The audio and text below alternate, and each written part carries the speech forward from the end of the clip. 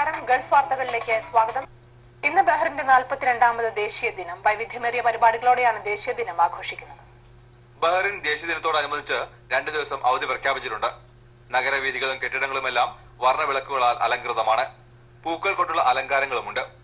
Bahrain international സർക്യൂട്ടിൽ ദേശീയ ദിനാഘോഷത്തോടനുബന്ധിച്ച് വിവിധ കലാപരിപാടികൾ അരങ്ങേറുന്നു. സ്വദേശികളും വിദേശികളും ഒരുപോലെ ആഘോഷത്തിൽ പങ്കാളികളാണ്. വിവിധ ഗൾഫ് രാജ്യങ്ങളിൽ നിന്നുള്ളവരും ബഹ്റിൻ ദേശീയ ദിനം ആഘോഷിക്കാൻ എത്തിയിട്ടുണ്ട്. രാജാവ് ഹമദ് ബിൻ ഈസ അൽ ഖലീഫയുടെ നേതൃത്വത്തിൽ ജനാധിപത്യം അടിസ്ഥാനമാക്കിയുള്ള നീതിയും സമത്വവുമുള്ള ആധുനിക രാജ്യമാക്കി ബഹ്റിനെ മാറ്റിയെടുക്കാൻ കഴിഞ്ഞതായി ആഭ്യന്തരമന്ത്രി ഷെയ്ഖ് റാഷിദ് ബിൻ അബ്ദുള്ള അൽ ഖലീഫ സന്ദേശത്തിൽ പറഞ്ഞു. ദേശീയ ദിനാഘോഷത്തിന്റെ ഭാഗമായി നിരവധി മലയാളി സംഘടനകളും പരിപാടികൾ സംഘടിപ്പിച്ചു. ഗുരുദേവ സോഷ്യൽ സൊസൈറ്റിയുടെ നേതൃത്വത്തിൽ കാനു ഗാർഡനിൽ പതാക ഉയർത്തി. KMCC സമൂഹ രക്തദാന ക്യാമ്പാണ് സംഘടിപ്പിച്ചത്. സൽമാനിയ മെഡിക്കൽ കോളേജിൽ സംഘടിപ്പിച്ച രക്തദാന ക്യാമ്പിൽ മനാമ MP അഹമ്മദ് അബ്ദുൽ വാഹിദ് അൽ ഖറാത്ത ഉൾപ്പെടെയുള്ളവർ പങ്കെടുത്തു.